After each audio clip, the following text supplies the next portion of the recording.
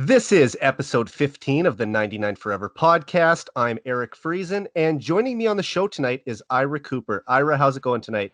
Eric, I'm fantastic. How about yourself? I'm great, thanks. And I've been looking forward to having you on the podcast. And with all the NHL news that came out this week, I think this is a great time to do it. Yeah, we could probably chat for 3-4 hours with all the news about the NHL in general and the Oilers, but maybe we'll try and keep it a little shorter than that. Definitely. I say that to a lot of my guests that I could go for 3 or 4 hours on here, but this is an actual time when we have the amount of news going on that we probably actually could go that long. Yeah, absolutely. I can talk about the Oilers all day. Pretty much what I do, aside from my career. Other than that, it's thinking and talking about the Oilers gives me joy. Before we discuss all the NHL's plans to resume play this summer, take me back to how you became a hockey fan and started following the Oilers. It's tough to answer that question a little bit because I don't actually remember ever not being a hockey fan and an Oiler fan.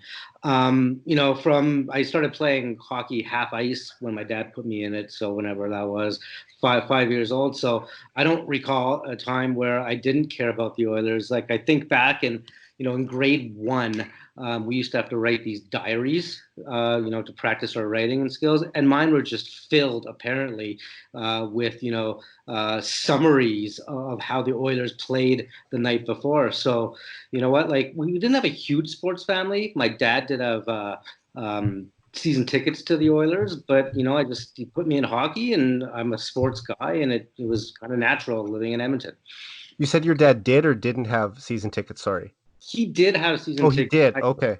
My dad was actually at all four Stanley Cup victories that the Oh, Oilers no way. in Edmonton, but he's also the guy that calls Peter Pocklington a crook and whatnot. So all that stuff with ATV went down, and then my dad gave up the season tickets. Makes sense. And I won't go down that rabbit hole too far, but I will just say I always say Peter Pocklington will always be despised by Oiler fans for trading Gretzky, but they have to remember he was also the guy who brought Gretzky to Edmonton. Absolutely, I agree, and it's probably going to segue a little bit into when we talk about Gary Bettman because lots Yeah, of people don't like Gary Bettman and they boo him, and that's kind of the cool thing to do. But Canadian hockey teams, especially back before Cates bought the team and it was OEG and we were a small market a little bit, Bettman did a lot for us. definitely. And have you always played hockey as well growing up? When did you start and did you play into your adult years? Yeah, as I said before, my dad put me whenever it was. I remember playing half ice when you can barely Right. skate. I was apparently the guy that just went and stood in front of the other team's net, kind of the traditional goal sucker. I did that too when I was young. It's funny if you look back at old family videos that my mom took from the stands in the late '90s or mid '90s when I'm playing pre-novice. I was the exact same, just standing in front of the net waiting for the puck to come to me. Yeah, well, I grew out of that a little bit, but yeah, I did play pretty much my entire life. I finished, minor hockey and then started playing men's league. I played in the actually I played in the Jewish hockey league, both in Edmonton when Okay. I grew up there, when I became an adult, and after I moved to Calgary. And I think, not to toot my own horn, but I think I am the only person in the history of the world that has the distinction of leading both the Edmonton and Calgary Jewish hockey leagues in scoring. That's a pretty impressive title to have, and I'm surprised it's not in your Twitter bio. Well, I may have to change that too. But no, that's awesome. And you're not currently playing right now, though. Did you take this winter off? You know what? Like, I I was always one of the better players on my team growing up, and I Okay. pride myself on when I play sports, which is really kind of softball and hockey would be my main ones, and football and stuff. But those are the ones that I played in my adulthood. To be good, and then all of a sudden, somewhere in like my early 30s, Hmm. like my skills, just my hands, they just disappeared. Like I was still always like my best asset is my speed. But so maybe I'm Josh Archibald. I turned into a little bit, but my hands just deceive me, and I kind of quit. I picked it up again a few years ago after like a 6 7 year absence. And let's put it this way: not playing between your early 30s to 40 doesn't make you better when you put on the equipment again. So, Yeah, um, that'd probably be a bit of a tough transition. I'm not quite there yet, but I'll have to get back to you in 10 years maybe. yeah, fair enough. Let you The, know if it's the same. But I noticed that too. Like, I mean, even that was probably my best asset as a hockey player too, was my skating ability. And I still think I do have the legs. But you notice as I've got into my late 20s, early 30s now, and I'm playing, and you have younger guys on your team who are maybe almost a decade younger, and you can just see that some of the younger guys do have just a lot more speed and can keep up with the play as well as anyone. So that's just to me maybe a little bit of getting older. I mean, I still think 30 is really young, but in hockey years, it's not a spring chicken, is it? Yeah, no, absolutely. And I still play a little bit. Like I'm not in a league right now, but we have some client events where we actually have rented the Saddle Dome. Okay. I used to a couple times, and it's actually unfortunate because we have a contact, which was Ken King, who unfortunately passed away recently, but he was a friend of the firm. So we were able to get a deal on, a client, a yearly client thing at the Saddle Dome. So that's always fun to do. Very nice. Yeah, I've never played there. I did play at the Calgary Corral when I was in school in Calgary, and So uh, sorry for that. no, it was kind of cool to go play an just an exhibition game. I have a friend who works for the Calgary Stampede, so I went and played in his work hockey party that they were having, and it was just kind of cool to be out there because I know that Gretzky set some NHL records on that ice, so it was it was kind of going and cool to skate where the great one had been.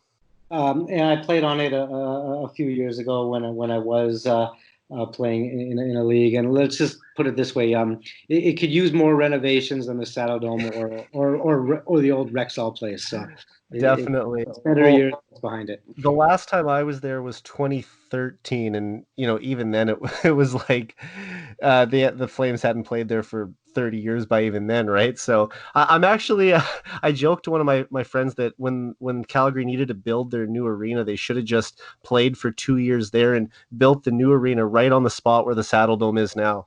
Oh, that would be a great idea.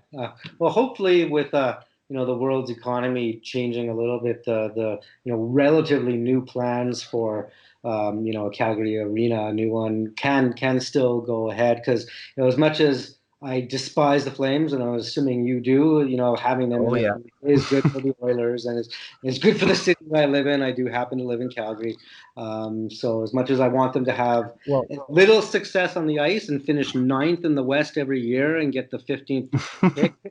definitely. We want them to have a new arena. Yeah, I mean, I'm sure it would be good for the city and everything, but yeah, I'm I'm the furthest thing from a Flames fan, and I guess you and I can both relate to being Oilers fans in enemy territory. Yeah, absolutely. I moved here. Well, actually, I was born in Calgary, but moved to Edmonton when I was a toddler. So I grew up in Edmonton. Went to U of A for undergrad and law school, and then kind of moved to Calgary for the job. It was 2002, and you know what, Eric? To tell you the truth, at that point, I think if I remember correctly, I despised the Canucks a little more than the Flames because the Battle of Alberta, it wasn't what it was previous, and the Oilers, those days where they were able to have the hardworking Craig McTavish coached, Ron Lowe coached teams with Marchand and Waite, and able to make the first or second round of the playoffs were kind of over, and they were bottom feeders, and the rivalry wasn't there.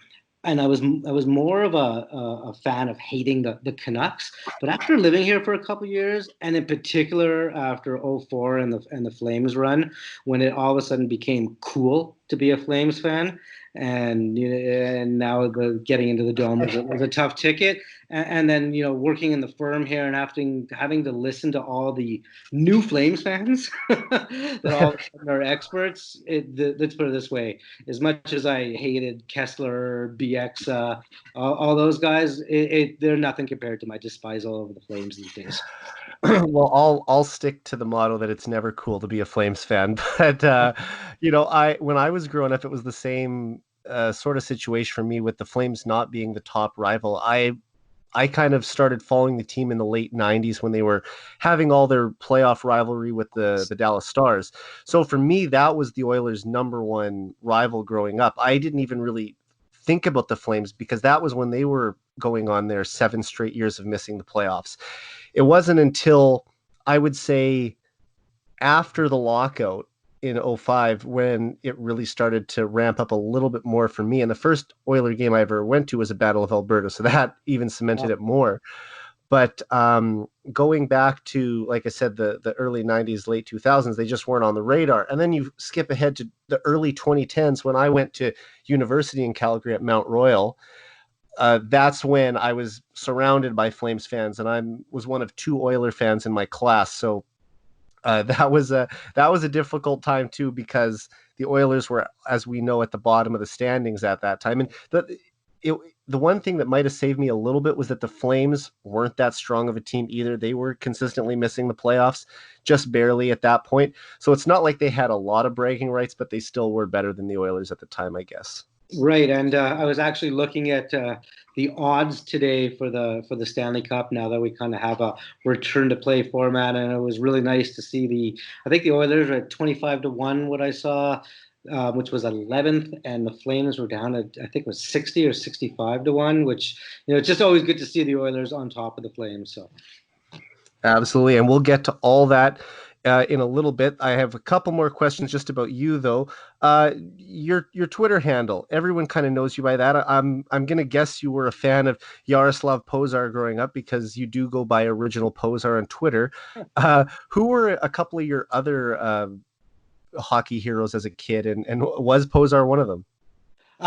Well, funny enough, no. I do remember Yaroslav Pozar a little bit, but I was born in '76, so during the Oilers' heyday, I was an Oilers fan, and I kind of remember it a bit, but I never really appreciated it. And no 10-year-old loves Yaroslav Pozar. They're all Gretzky, Messier, Anderson fans. So where that handle came from, I believe it was 2004, 2005. I remember I was setting up my now wife, then girlfriend. She was moving to Vancouver temporarily, and I was sitting in her new apartment. And I was just searching the internet, and I found these online forums. I had never been on an online forum before. And I'm like, oh my goodness, they're talking about the Oilers. So I signed up, and I had to put a handle in. I'm like, well, I want it to be something with the Oilers, but I don't want it to be something that's too mainstream. So I went with Pozar, just a random old player, Pozar. And I'm actually still a member of that community to this day. That was the old Sportsnet forums, and it's actually merged a few times. It's actually something called Roughing After the Whistle, which is actually a pretty cool sports forum if anybody just wants to, talk hockey and off topic. But anyways, where it went to original Pozar. So I was Pozar on that site for 10 years, give or take. And then I started posting on another site, and I don't know, and there was already a Pozar there. So I just decided to become Original Pozar, and that's kind of when started to get on Twitter, and my name got out there. Not that it's really out there, but it's out there a tiny bit, and that's how I became Original Pozar. Yeah, and he was one of the older players during the dynasty years ever, and I don't know if this might be an unofficial record, but he played 4 seasons with the Oilers, and he made it to the Stanley Cup final every year he was with the team in '83, '84, '85, and then again in '87. So it seemed like he'd play the bulk of the season in the Czech Republic and then come over to Edmonton for the playoff run, or as it got to Like his I don't last think year. I, But I don't. has anyone else ever done that where they've been in the final every year of their career? I'm gonna guess is probably a no, except for somebody that maybe only played 1 year. But it kind of reminds me of what they used to do with Retsulainen, if I'm pronouncing his name right. And I think they put in a rule that you had to clear waivers or whatever eventually, where you can't just Okay. bring guys over from Europe. But Retsulainen, if I'm pronouncing his name. Ritsu Ristolainen? Ritzel, yeah, I think that's how you pronounce it. But he was one of those Must offensive Ristolainen. defensemen, and he kind of came in as as a black ace at the end of the season playoffs a couple times, if I can remember. Similar to Pozar, but a little more flashy. Yeah, but he Pozar added some veteran experience and leadership to that group too, because most of those guys were all in their early 20s when they started winning a Stanley Cup, and he was a decade older. So, I mean, while he didn't have maybe the North American experience, still having a guy around who was a veteran and battle-tested guy I'm sure, was a big asset to that team. Absolutely, and hopefully I do his name well. But who were a couple of your other hockey heroes aside from the aforementioned Posar? Well, of course, as I said, I was around in the 80s, so, everybody loves Wayne Gretzky and those guys, but I was really Of course. too young to appreciate it. So I would say that my heyday, like in my 20s, when the Oilers were like kind of the late 90s, I was a Doug Weight, Ales Hemsky type guy. So kudos to Hemmer on his wonderful career that he just officially retired from. I didn't actually realize the struggles he went through the last couple of years trying to get over a concussion. But apparently he was in really bad shape for a bit. So glad to hear he's doing better. But yeah, I was always I like Chopper. Ethan Morrow. Before he had that eye injury, then he just started taking penalties every game. I kind of liked his blood and guts. So those were kind of my idols growing up. It was mostly Doug Weight, Ales Hemsky. I got to tell you, I was never really a big Ryan Smith guy. I was never a Bucky guy. I know I'll probably get a lot of grief for that. But Hammer and Dougie Weight, and these days, you gotta love Dry. So. Oh, definitely. I mean, yeah, you might be in the minority there, not being a Ryan Smith fan, but that's that's totally fine. I mean, he was my childhood hero. I loved Wayne Gretzky as well, but you have to remember he was traded to the Kings before I was even born. So I only know him from stories of my dad, and then remembering the last few years of his career that I got to watch myself. So, but I would have, as I said on the last podcast with Cheryl, I would have loved to have had the chance to have seen Wayne live. And it sounds like your dad got to watch a bunch of Stanley Cup years too. So that would have been just fantastic to just have been a sports fan in the city of Edmonton at that time. Yeah, and I do have a. Well, I'm going to back up a bit. When I say I wasn't a Ryan Smith fan, don't get me wrong. I don't mind Ryan Smith. I liked him. He was a great Oiler. He's just not, I don't consider him like my favorite Oiler from those days, like a lot Gotcha. of players do. And I as I said, Gretzky got traded in '88. I was 11 years old, or 12 years old. So I don't have a lot of memories of him as an Oiler, but the one great memory I do have is I was actually at the game when he came back to Edmonton as an LA King and broke Gordie Howe's record for, I think, what is it, 1,851 points. Yeah. Yeah, I was in my dad's seats I think my dad must have been out of town, and I was actually there with my mom. It might be the only hockey game I've ever gone to with my mom. But we were there, and it was against the Kings, and Gretzky broke Howe's record for most ever points. They stopped the game, had a ceremony. It was great standing ovations, and then Gretzky took it one step too far and won the game in overtime, which was a bit unnecessary. Well, you beat me to my next question. I was going to say, what's the best memory you have of watching the Oilers live? But I guess that would have to be near the top. And yeah, I think I have the date right. I think it was October 15th, 1989. So the year I was born, but only 9 months old at the time. So I don't remember it exactly. My auntie did go to the game though. Oh, And wow. I believe that's the only Oilers game she's ever been to as well. So pretty good game to to see if that's your only one. Yeah. And just I can only imagine what it was like, because that is the only time that I can ever recall, at least in the NHL, where a player on the visiting team got a standing ovation from the home crowd after scoring a goal. So it's like the anti Matt Kachuk. Yeah. Getting booed and called names, you get standing ovation. Yeah, I can't remember it. I can't remember another time either.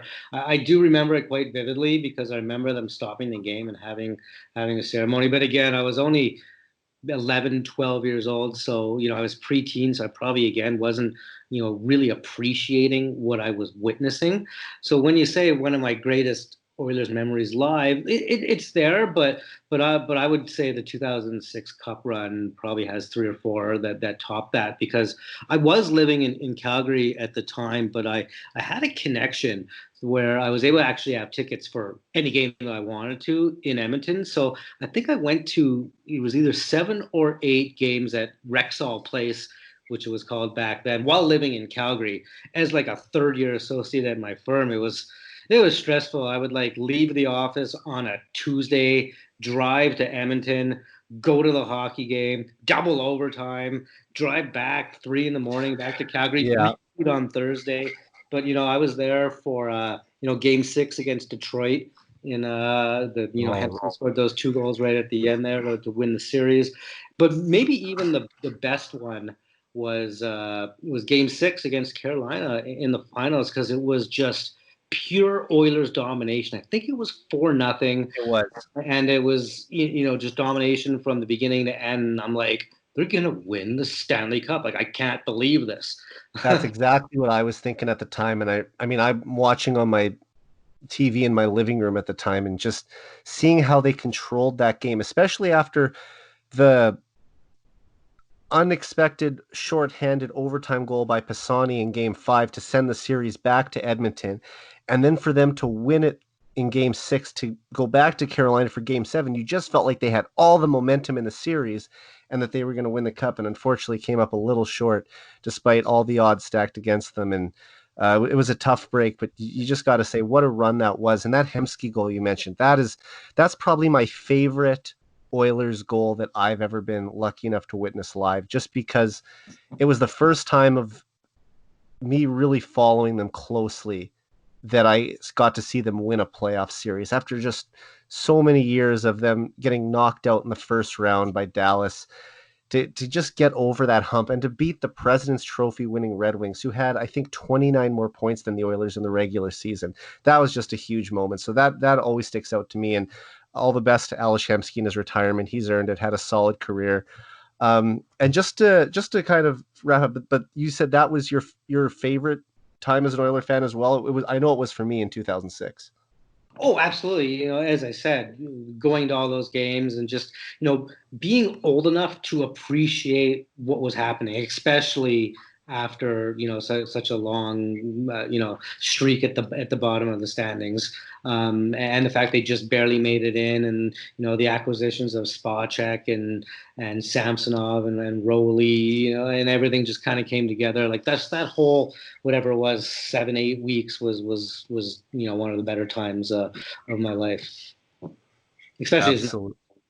Yeah, definitely. I mean, what a year. I think that any Oilers fan who is old enough to remember that will always cherish that 2006 run. And I know there's a lot of young kids now who don't even remember that run. So hopefully they'll be able to make some more memories this summer when we resume playing. We'll sort of transition into talking about now. So we received some good news on Tuesday as Gary Bettman announced the league's plans to resume play and how the lottery draft will work this year. But first and foremost, the regular season is officially over, which means that Leon Draisaitl is the 2019-20 Art Ross Trophy winner. And I know you talked about Draisaitl a minute ago. I'm a big fan of Leon as well. And since before he was drafted, I always thought he was going to be an excellent player. But could you have ever imagined when the Oilers selected him third overall in 2014 that Draisaitl would win a scoring title just 6 years later?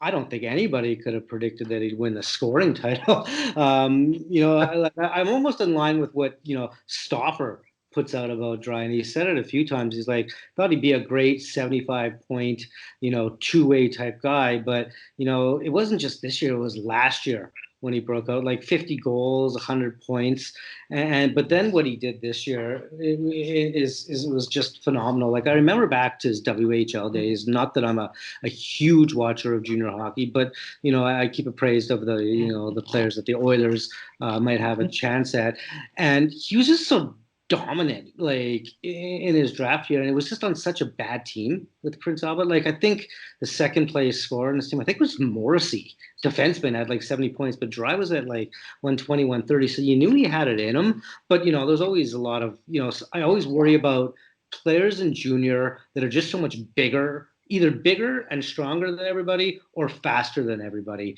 that it just might translate or might not translate at the NHL level.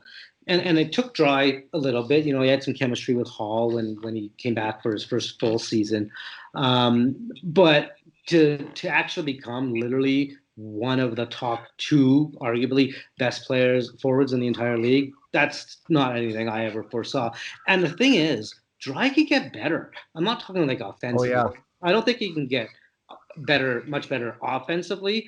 But we've seen his two-way game, and I know his plus minus and his 5-on-5 differential. And we'll go back to what happened in December and when the goalies and he makes mistakes, absolutely. But when he is engaged in the two-way game, he is a Selke type player. Like he is a strong back checker. He knows where to take his man. He is the best penalty killer on the team, but arguably, obviously they don't want to use him there because he plays so much that you have to give the guy a rest. But who kills the 5-on-3? That's Dry because Yeah. he's good at it. You know what? Like if he was just a second, third line player, I bet you he'd be on the first PK unit because he's that good at it. Unfortunately, you can't use him for a minute and a half on every power play and then a minute on every shorthanded chance. But and I credit a lot of it to actually Ken Hitchcock. I think Ken Hitchcock was an absolute terrible coach for the Oilers during that time, but from all accounts, he had a really tough love relationship with Dry, and you could see the difference in Dry's game at the end of last year. I'm talking about his two-way game. He changed as a player. And I really think he is a dominant two-way player. I know he struggled with consistency in that regard this year, and I think that's largely because of the minutes that he was playing early in the year, especially when guys like Sheehan and Archie were hurt and he was taking on more penalty kill minutes. But he was an absolute beast for the first month of the year in all areas. And then, the defensive, the more mental mistakes defensively that you started making, and Connor too. But I think it's a function of too many minutes. So I'm excited to see what he did. If we can get back to playing and in the playoffs, what Dry can do fully rested. And we saw what he did in the playoffs a couple of years ago. I think he was fifth or seventh, and he only played 2 rounds, and he ended up fifth or seventh in playoff scoring. That's how good he was. Yeah, that playoff hat trick will always stand out that he scored in 2017 against the Ducks. But I agree with you. I mean, I do think he was burnt out a little bit by December because he was playing so many minutes. I think he was averaging close to 23, 24 a night through the first couple months of the season. And any player is going to start to show some signs of wearing down after that. But he picked it back up in January and was dominant the rest of the way.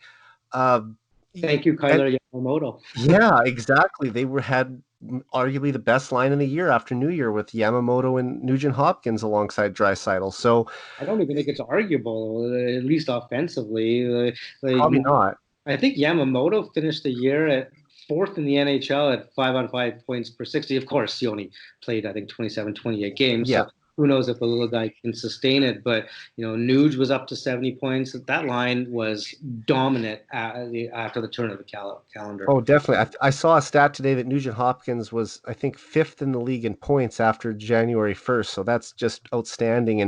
And just to get back to what we were talking about before with Draisaitl, when he had those 2 years of 77 and 70 points, that's what I sort of thought he was going to be as a player, even before they drafted him.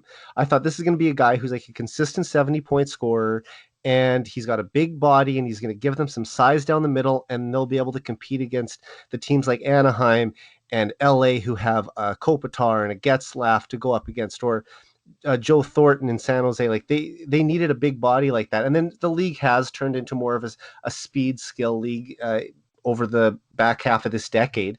And he has the skills to be a top player as well. I mean, he was the most dangerous offensive player in the league this season. He led the NHL in assists, points, power play assists, power play points, multi-point games, and he was on pace for back-to-back 50-goal seasons before the league suspended play in March. So with Draisaitl winning the scoring title by 13 points and helping the Oilers qualify for the play-in round of the playoffs, do you think he's a slam dunk to win the Hart Trophy? I'm a little biased, obviously. I think he should be a slam dunk to win it, but I think they were, it's kind of interesting that they gave the official nominees today. So it's Dry, Pasternak, and McKinnon that are up for the. And I think we all thought those were going to be the three anyway, right? Well, I think Panarin, obviously I don't see the East quite as much, but I think Panarin and Eichel could have been in the conversation. I was a little surprised. Panarin as well. Yeah, like you look at what he did for the Rangers exactly. I would like to think that it's a slam dunk, but there's still that perception out there, and I don't think that it'll ever go away. That you know, with McDavid on the team, that Dry is still a function of McDavid, and he is a bit like. Don't get me wrong, that line after Christmas was dominant, and Dry was driving that line along with two very skilled players. But a lot of those points are still on the power play, and that's with McDavid as well. So I buy into that a little bit, but I don't think a lot of, at least the fans, I'm not sure about the Hockey Writers Association that actually votes on it, that realized that he wasn't playing with McDavid in the second half of the season, except on the power play, and that he was driving that line. So, you know what? This is the Oilers. Ryan Nugent-Hopkins didn't win the Calder. I could very much see Leon Draisaitl not winning the Hart. But the fact that Eichel's not in, sorry, that Panarin's not in there. I don't, except for Easter bias, I don't see Pasta winning it. But McKinnon was pretty beastly this year as well. McKinnon did really carry the Avs when they had some injuries, but yeah, you have to think Panarin. He finished third in the league in points, and where would the Rangers be without him? That's exactly it. And now I won't say they've made the playoffs, but they made the what they're calling the buy-in qualifying or play-in qualifying round. But I do think I do think that Dry deserves it. But I can see some writers looking for a reason not to give it to him in addition to McDavid, and then they'll look at his negative plus minus and not realize it was really just December, and they don't realize that he actually is a very good penalty killer. They just they don't need to use him because the penalty kill was so good this past year. So I wouldn't say he's a slam dunk. I think he should be. I mean, 13 point lead in the scoring, 13. That's like, I know that it's official today, but there was no way he wasn't going to win it. He could potentially get hurt and not play the Oilers' last 13 games, and he probably would still win it. Yeah. Actually, the only one who you could say might have contended then is McDavid, who finished second, right? And that sort of leads me into my next question, that in addition to McDavid winning in addition to, I'm so used to saying McDavid winning the Art Ross Trophy, in addition to Draisaitl winning the Art Ross Trophy, he and McDavid were the first set of teammates to finish first and second in the NHL scoring race in a non-lockout shortened season since Mario Lemieux and Mario Lemieux and Yager in 96. What can you say about McDavid, who rehabbed a potentially career-altering injury last summer and put up 97 points in just 64 games this season? Yeah, and you could actually tell that he wasn't 100% most of the year. Like, he would have his spots in most games where he would turn up and be that ridiculously powerful skater that nobody could even catch with. But I'm used to seeing him, go on stretches of 7-8 games where you call supernova, where it's like, he's at a 2.5 pace because he's just dominating shift after shift after shift. And, he wasn't necessarily doing that this year, but he was just so consistent in producing and letting his line mates help him. And the fact that he did that coming off a non-surgery, apparently the first ever to not get surgery for that type of injury, it's pretty magnificent. And I'm kind of I don't think scared's the right word, but I think the rest of the league should be scared of McDavid after another 3-4 month break with giving that knee a rest and coming back fresh for an intense playoff run. And he's such a mature young kid. Like, I was reading today about some quotes from him because he's on the return to play committee. As a 23-year-old. But they already see him in that role. Exactly. Like, I think there was only 5 players and on the committee, and he was obviously the youngest one, and he was really clear. He's like, oh yeah, I'm an Oiler and I want to win, and I know that this 24 team structure and the fact that they went away from the division to the conference rankings, which kind of knocked the Oilers out of a bye, isn't the best for the Oilers, but the structure is best for the league. I had to look at what's best for the league and not what's best for the Oilers, and it's tough to put those biases aside in that type of position. But Connor did it, and that shows what type of person he is in addition to athlete. Oh, definitely. I mean, you could see at times that there were games this year where he would normally just explode around a defenseman and cut towards the net for a great scoring chance. And he maybe wasn't doing it with the same frequency that we were used to seeing at the past few years. But you can't blame a guy either. I mean, he worked so hard, as we saw in that documentary, whatever it takes, just to get back and play, let alone deliver elite numbers. And this is the fourth straight year that he's either been first or second in NHL scoring. He won back-to-back scoring titles in 2017 and 2018, and then now in 2019 and 2020, he's been the runner-up to the scoring title both years. Like this, he's undoubtedly the top offensive player in the league. Oh, And right. he was only 3 points away from another 100-point season. And I don't know if you would know this or not, but he would have joined just Wayne Gretzky and Mario Lemieux as the only players in NHL history with 4 consecutive 100-point seasons by the age of 23. Yeah, So he's you beat that me to close. it a little bit. But isn't that's incredible that he, in this era especially, is able to produce those type of numbers? Yeah, absolutely, and that's I was just about to segue into that exact same point, or close to it. One of the kind of really sad things about only getting 68 to 72 games in this year is some of these types of records that we're going to miss. Like again, Connor getting the fourth consecutive 100-point season just isn't going to happen. I'm not saying he was going to catch Gretzky at 13, but I think he was only a couple seasons away from being second for I think 600-point seasons in a row. Dry was on pace for what 49.7 goals. He would have been the first person in a couple decades, I think, to go 50, 100, 2 seasons in a row. Well, Ovi at 48 goals, not going to get 50, which he obviously I'm sure would have. And I think he's chasing some records on most 50-goal seasons.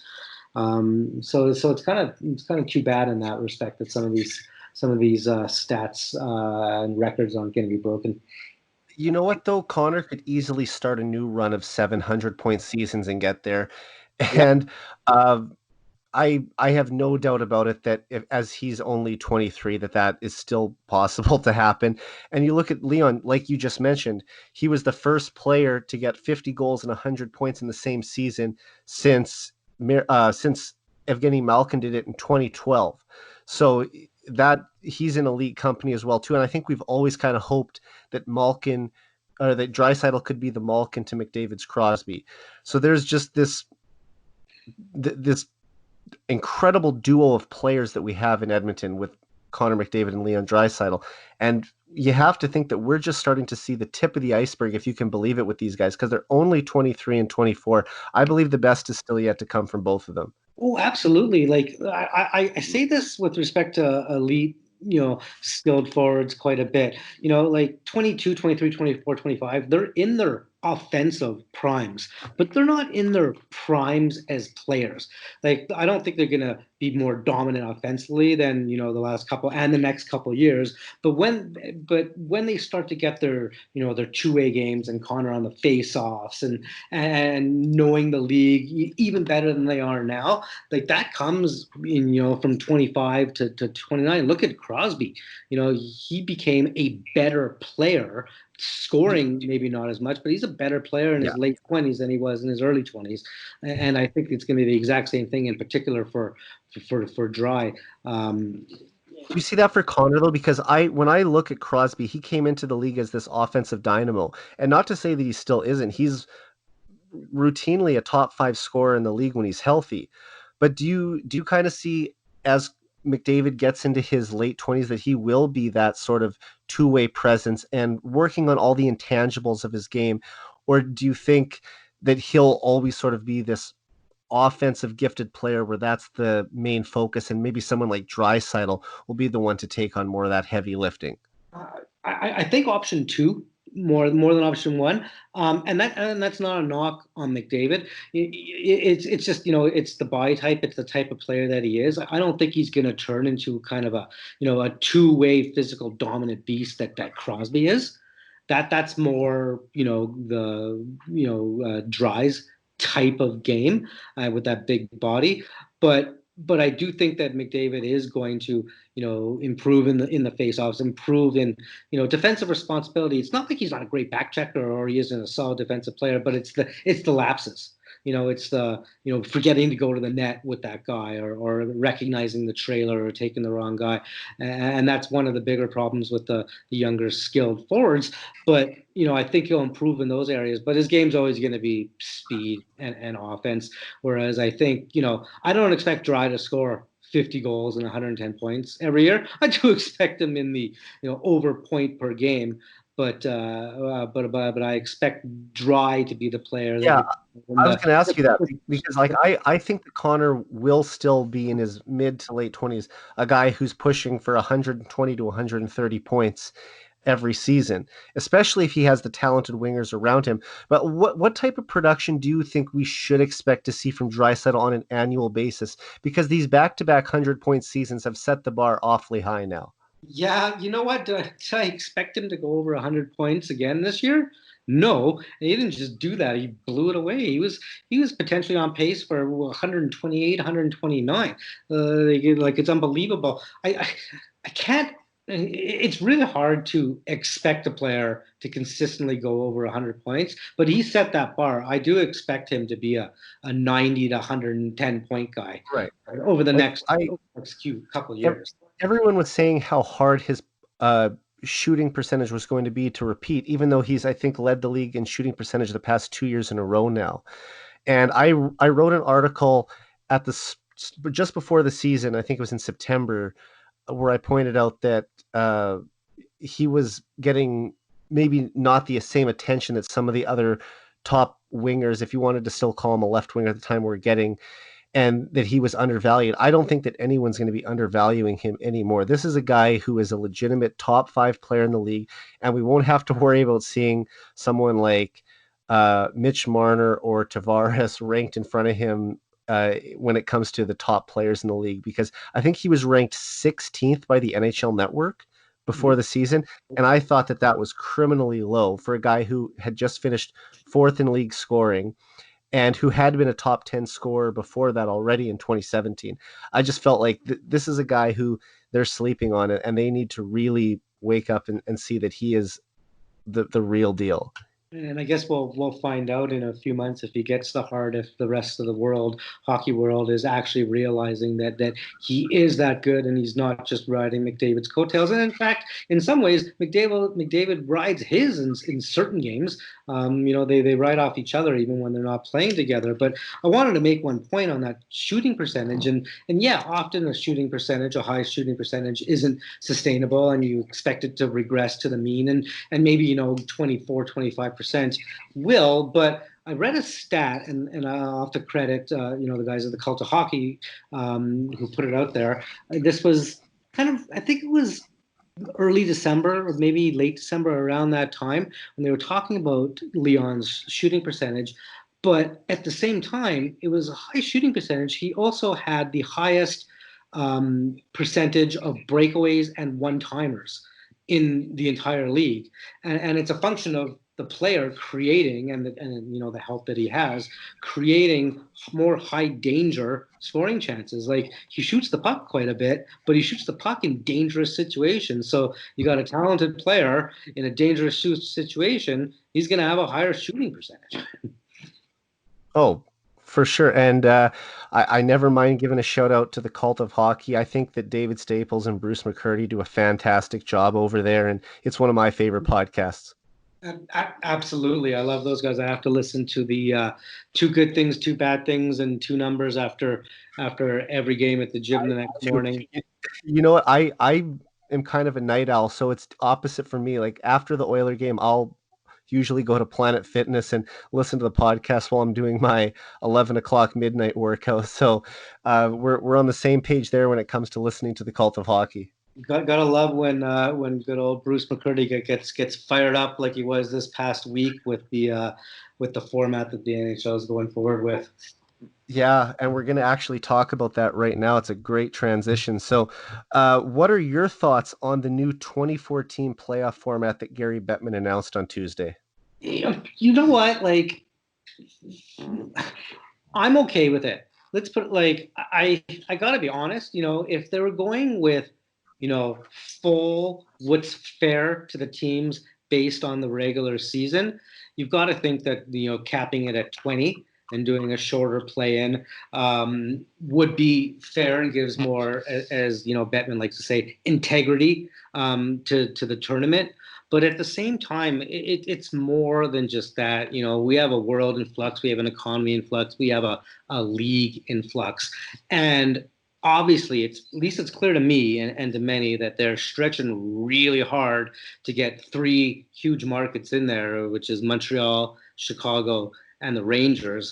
And you know what? Like, I'm okay with that because people are like, "Oh, it's a money grab." Well, yeah, it's a money grab because money matters, The and entire NHL is a money grab. That people said the same thing about the World Cup of Hockey in 2016. Like, yes, you want to have a tournament where it's best on best hockey, especially one that the NHL controls. But of course, they want to make money. They're not just doing it out of the goodness of their heart to have a friendly exhibition tournament between the best players from each country. The NHL is a money making league. This is a largely profitable or league that makes billions of dollars a year. I mean, of course they want to make money. So the whole cash grab thing, I think, is ridiculous. it helps the league, it helps the players, and it helps the fans because you know what, if they don't get the money back and they can't go to the artificially inflated 81, $82 million flat cap, like let's put it this way, if they can't play this summer, I don't see how they can artificially inflate that cap. They might have to have a lower cap, and then we're not talking about if the Oilers can get a third line center, we're talking about who they got to move just to get cap compliance. So it's important for everybody. And I realized over the last few days how material getting those three teams in there is, at least I think. I read a while ago that some of the regional TV deals in the States with Fox and some of the other networks essentially could have the chance of rolling over entirely to next year if all of the games don't get played, i.e., the league wouldn't get revenue from those guys, from those networks, because they're essentially paying for them next year because they didn't fulfill their obligations this year. And then I heard John Shannon earlier in this week mention that for this play-in series, this fifth series that the Oilers are going to be in, not all the games are going to be nationally televised. There's going to be games regionally televised in a lot of networks. And I think it's, the big TV contracts that are showing, regionally games in like the Blackhawks, the Rangers, and the Habs, they're fulfilling some obligations there so that they'll actually those contracts won't roll over for next year. We're talking tens and tens and tens of millions of dollars in TV revenue basically being saved by having those teams. So I get it. I'm okay with it. I understand why people don't like it. Be like, well, do the Habs and the Hawks really deserve to be there? Of course not. But we're playing hockey, but looking like at the best case scenario, and from August until October. So you know what? Maybe we got to be a little flexible. So I get it. And I was actually okay with the format, and then it was actually our buddy that we just talked about, Mr. McCurdy, that made me realize that the Oilers are kind of getting jobbed a little bit when they're going with the conference as opposed to division. They could have done the same 24 teams and done it by division, and the Oilers have the bye as opposed to Dallas. But at the end of the day, I'm not going to get too fired up about it. I can see some benefits of that playing. Obviously there's the round robin games, so those teams get a bit of a warm up, but I don't think they're quite the same as a do or die 5-game series. So I'm okay with the format, and I do like the fact that they'll kind of flip the picks for the lottery if a higher placed team like if the Oilers God forbid lose to the Hawks. We're moving up in the draft order and potentially even to first overall, but let's hope it doesn't come to that. And look, once again, you beat me to one of my questions because I was going to ask you if you thought that the league should have given a bye to the top two teams in the division instead of the top four teams in the conference. So the Oilers would have been at least guaranteed a playoff spot. But look, whether or not uh, they call it play-in or playoffs, there were bound to be fans upset with the format no matter what. Of And course. I'm just ecstatic that the Oilers are going to be playing in a best of 5 series this summer because this is only the second time in my adult life that I've seen the Oilers in some type of a series. And to have them playing hockey this summer instead of golfing, you know what, sign me up. I'm more excited than anyone, and I've been a big believer since the start that they were going to figure this out, and it sounds like they're starting to make some headway on that. So I'm excited for this to get going. Yeah, me too. I'm gonna say knock on wood there, please, Eric, because all they've done at this point is really agree on format of play. Listening to all the verbals, and I was listening to Bettman's all of his press conferences, and he was on he did another interview today. There's a multitude of logistics, and the players haven't agreed to come back. They want to come back generally, but there's so many hoops that they still need to jump through and hurdles to jump over. I'm confident that they'll get there, assuming we don't have some sort of a setback in the with the pandemic. If we keep going with the same track, I'm confident they'll get there, but they're not there. And listening to Dubnik's comments, and he's like, this is going to be going to well, he didn't say it, but he's quite certain it's not going to be the 31 member executive of the NHLPA voting on the actual logistics of getting back. It's going to be the entire 700 membership, and there's a lot of players out there concerned with health reasons and family reasons, and is it worth it to come back in the summer for they obviously understand it's going to save them money from escrow next year, the money that they're going to owe the owners, but is it enough? Because apparently what I'm hearing is they're looking at probably around 35% escrow for next year, which means 35% of their checks are being held back, and the owners will claw that back at the end of the year if the amount that the players have gotten is greater than 50% of revenue, and essentially it will be, and they're going to owe the money from this year. But coming back and doing this full playoff format, apparently, and this is from Friedman, we're looking at about 7 to 8%. So the players will, basically 7 or 8% less will go into escrow, and obviously that's a lot of money. We're talking about hundreds of thousands for a lot of players, but it's not a certainty that they're deeming it's worth it to go back. So don't get me wrong. I'm not trying to be pessimistic or burst your bubble. I'm optimistic that it is going to happen because most players do, but we got hoops to jump through still. Yeah, obviously this is just the very early stage of this, but I think that it did give hockey fans in general a jolt of optimism that we are going to get to see the games resumed this summer, and it sounds like the league is intent on figuring out a way to make this happen no matter what, because there is so much money on the table to be made. They can care about their bottom dollar. We just care about watching our teams back on the ice competing for the Stanley Cup, and Right. hopefully everyone's going to get what they want. Absolutely, and yeah, I agree. I think they will make it happen. It's going to be a lot of work, and there's a lot of I's to dot and T's to cross. But let's put it this way: it's going to happen. And I think they're saying training camp won't start. They said today before July 10th.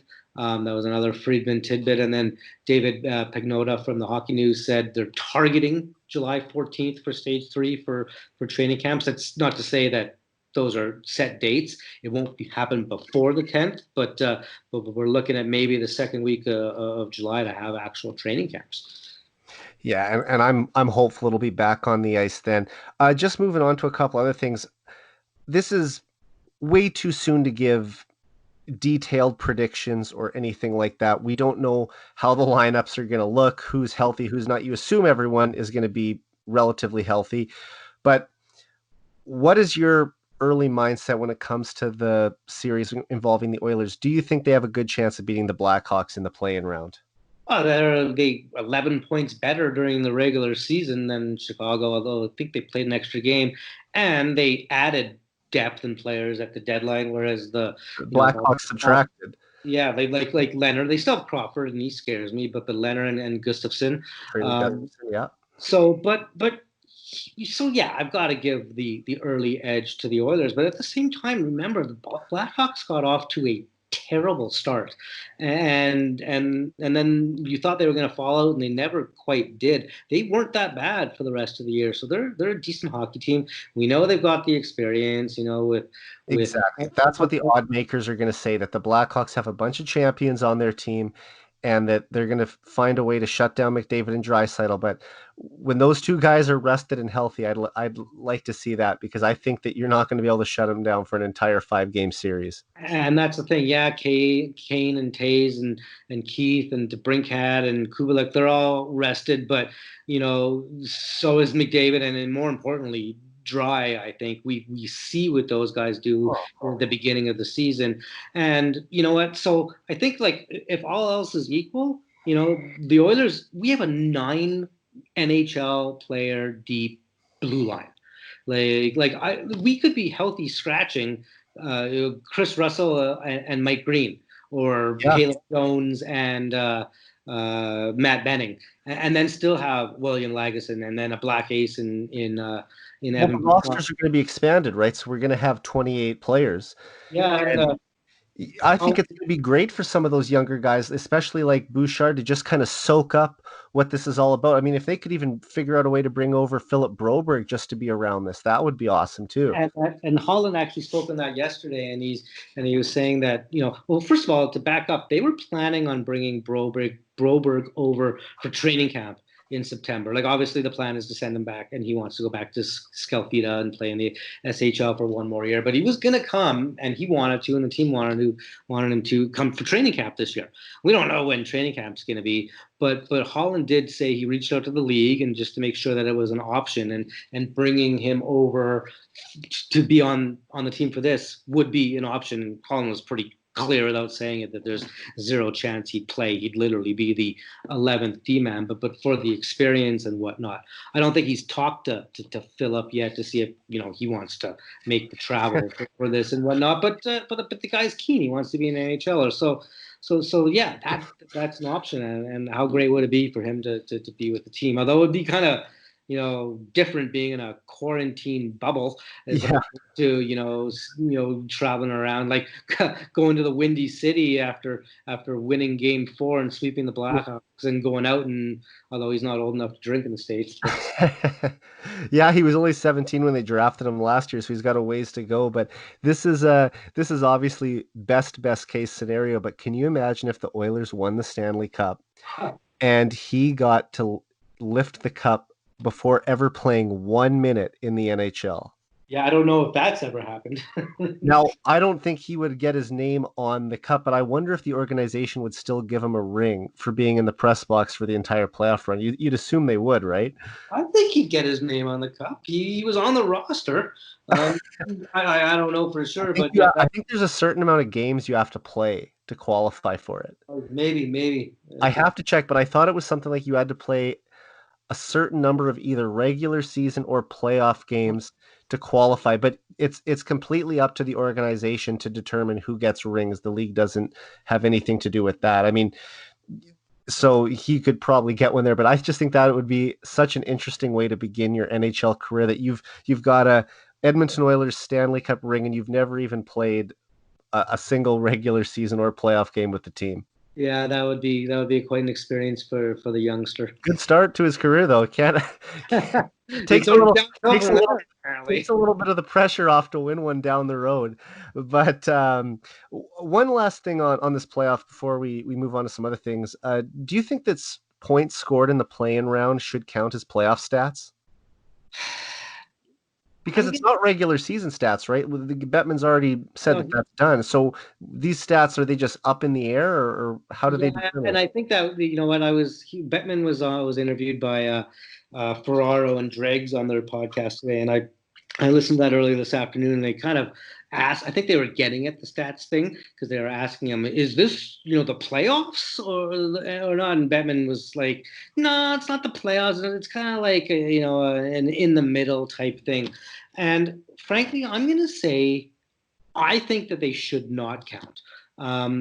But that's kind of based on the playoffs being 4 7 game rounds, and I don't want to take away from the integrity of any previous records or score or playoff Right. score. So what happens if Connor McDavid breaks Wayne Gretzky's record for playoff points in a single game? He gets 8 against the Blackhawks, pulls a Sam Gagner, and and are we just going to say that that 8-point night doesn't get recognized by the league in some point? It's just a game that happened and those stats aren't recorded like they're preseason stats or something? That's ridiculous to me. I really hope we're having that conversation in August. That would be fantastic. Well, Yeah.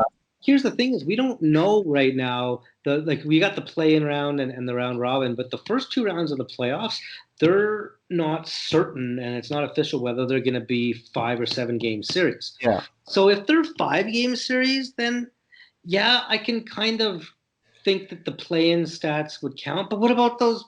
What about those teams and players that are in the round robin? Do we count those Well, stats? yeah, I think those stats should count as well. But I mean, if they're real, if there's 4 7 game series, then I say no. If we're going with a 5 game series and for one of the first 2 rounds of the actual playoffs, then maybe. But to the extent we're having a normal, I'm looking forward to seeing what they're going to do because I don't know how they're going to figure this out. This will be another one of those things where not everyone's going to be happy either way, but oh, of they course. they have to figure out what they're going to do with these stats. And I guess one more thing that I just thought of when it comes to the playoffs, Seattle's coming into the league in 2021-22. Do you think that this might be a test run for the league to see if they want to do an expanded playoff format going forward? Yeah, I know the league has been really resistant to moving past 16 teams, and now that's going to be 50%. Like they've been in the past where like 76% of the teams make the playoffs, and it was 16 out of 21 when the Oilers were first in the NHL. So I don't know if they're going to look at expanding the playoffs, but you know what I think they might look at doing is not being married to the early October to kind of early mid June length of the season. And Bettman even alluded to that as well. He's like, we're going to get a lot of information and a lot of data points, and we might be able to tweak the way the schedule works in the future. So I'm kind of interested in that. I wouldn't mind it starting a little bit early. I'm not one of those guys that says you shouldn't play hockey in the summer. It's too nice out. There's things to do. I'm like, I wish they play hockey. The Oilers played 12 months a year. Yeah, sure, a little break comes, but you got free agency, the draft, and then free agency. But then there's by the time mid-August comes, it's like let's get some hockey, and it's like when's rookie camp? It's like what Wayne Gretzky said in the 2009 documentary he did with ESPN, King's Ransom. I don't know if you ever saw it or not, which documented it was the first ever 30 for 30 documentary that ESPN did. And Gretzky tells the director Peter Berg when he asks what does hockey mean to people in Edmonton, or specifically what do the Oilers mean to people in Edmonton? And Wayne said, when the Olympics are on, and for those 2 weeks, it's all that anybody can talk about. Mm-hmm. That's what the Oilers are in Edmonton 12 months out of the year.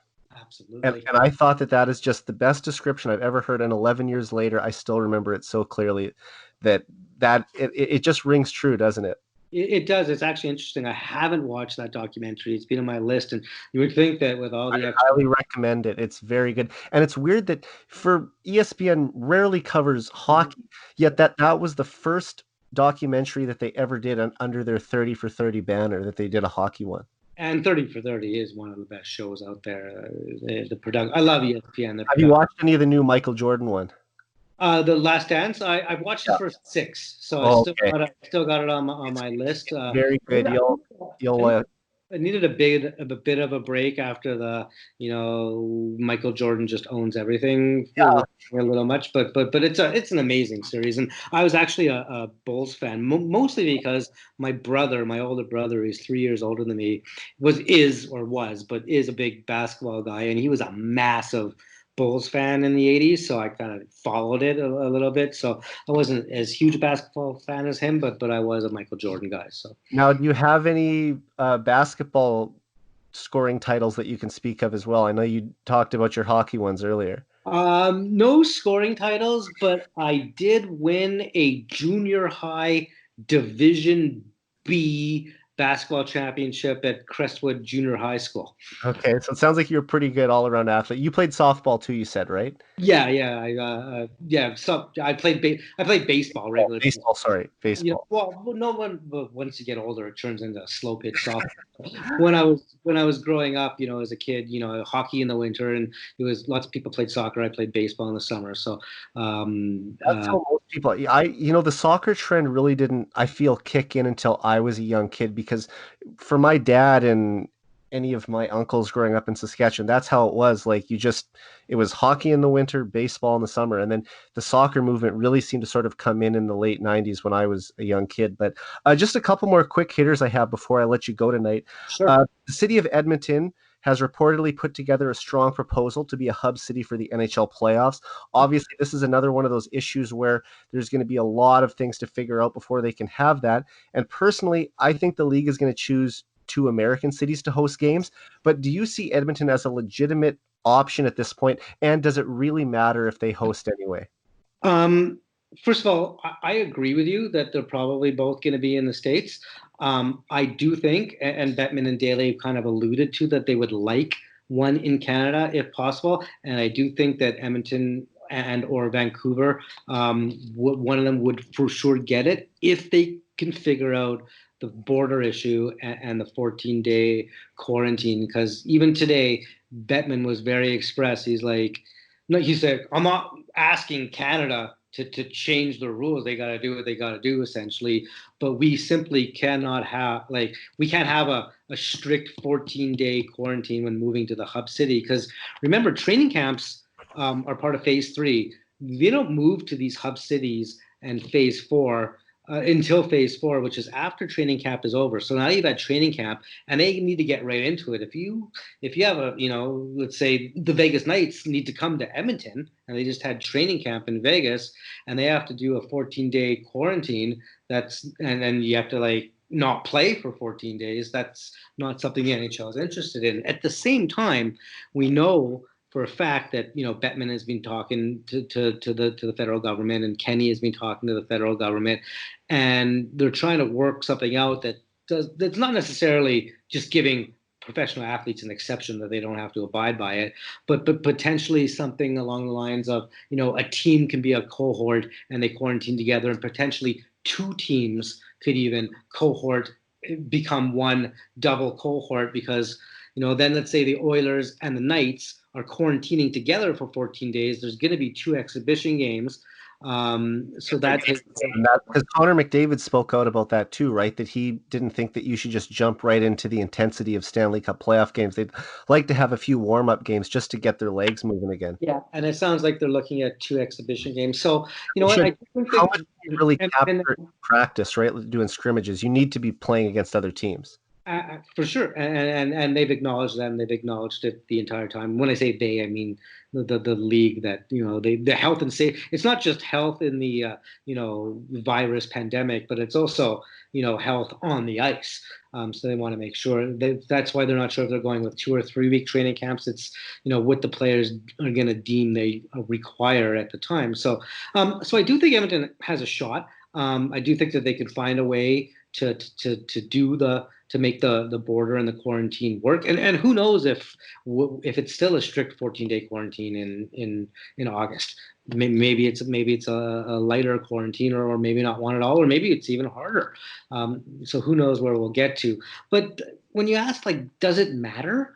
Um, I listened to Kenny yesterday. He was on Oilers Now with Stoffer, and he made some good points. He's like, it is a boost to the Alberta and Edmonton economy and helps their restart with people working in the hotels and the restaurants and everybody that's gonna in the arena that's going to be involved with it.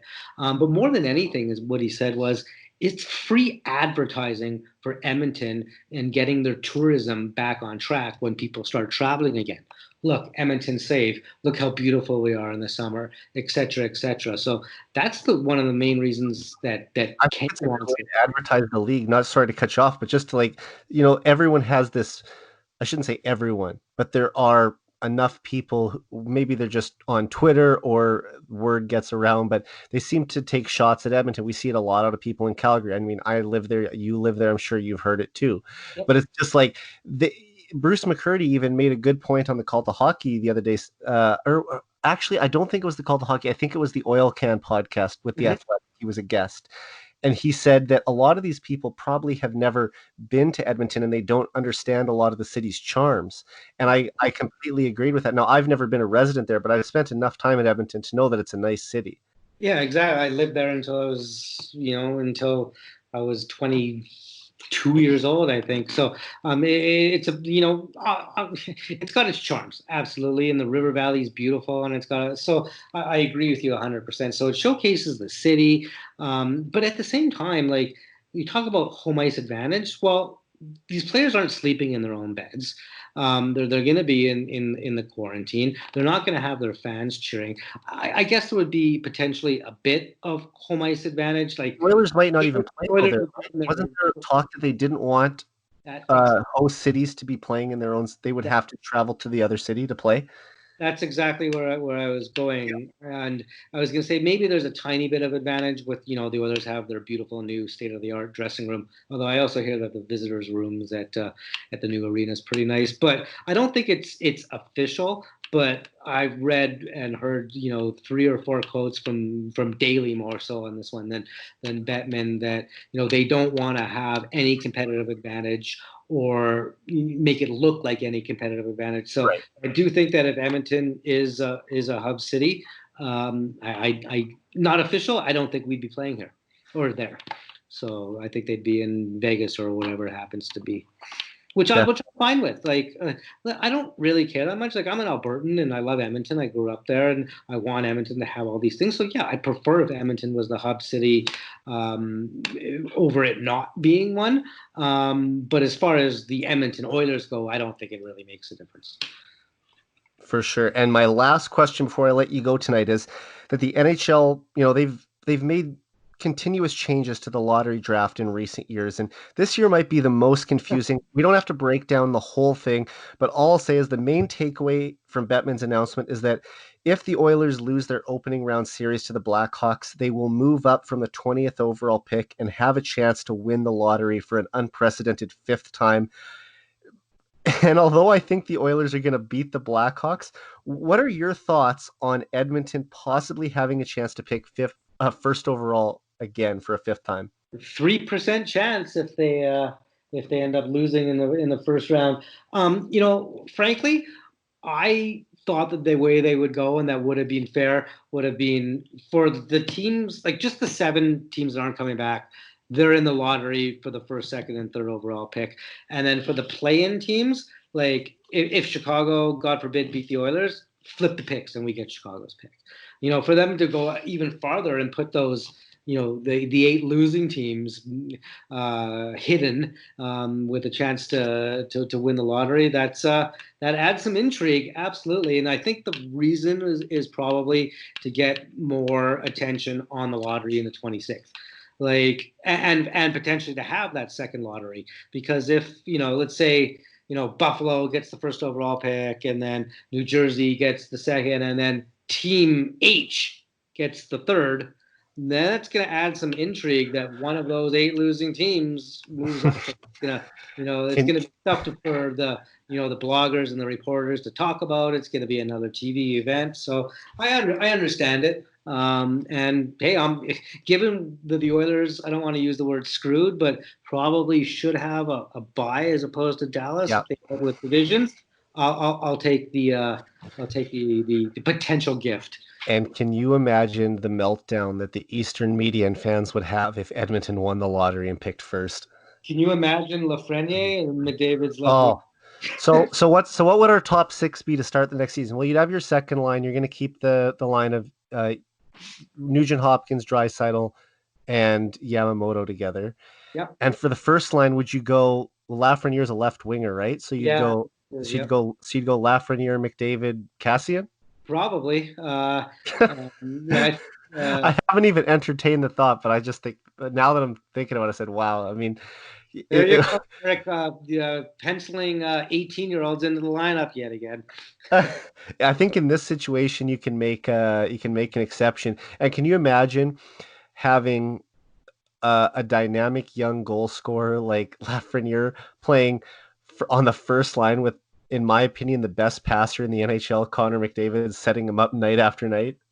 You don't make me want to lose this first round play. He might he might score 50 as a rookie. I'm probably getting a little over my head here, but Maybe Solani's a little worried about the 76. yeah, no kidding. I mean, with Connor coming into his prime and he's got that guy setting him up, I mean, I wouldn't, I might set the over under on a bet at I 30, watched 39.5.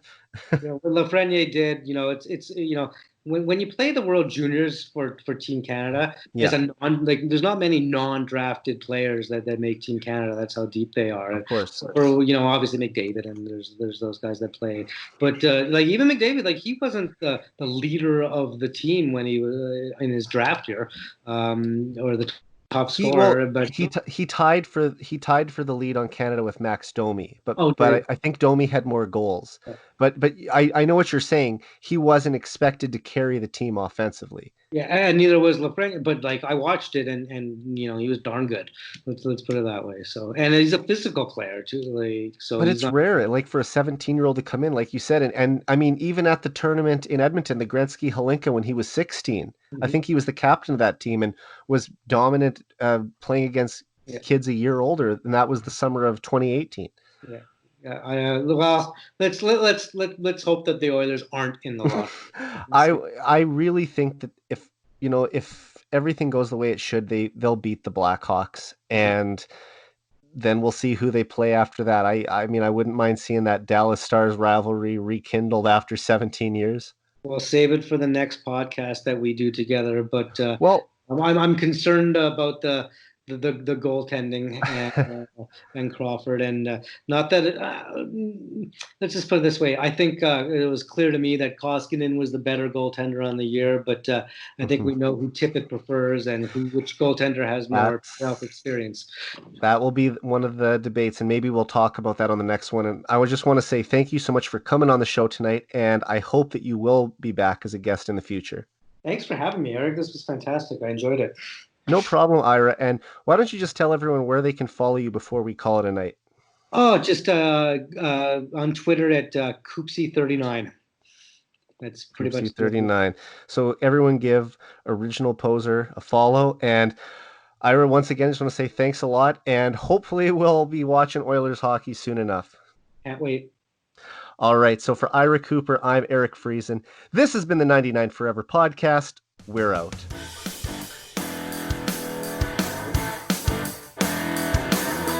Oilers Live Podcast.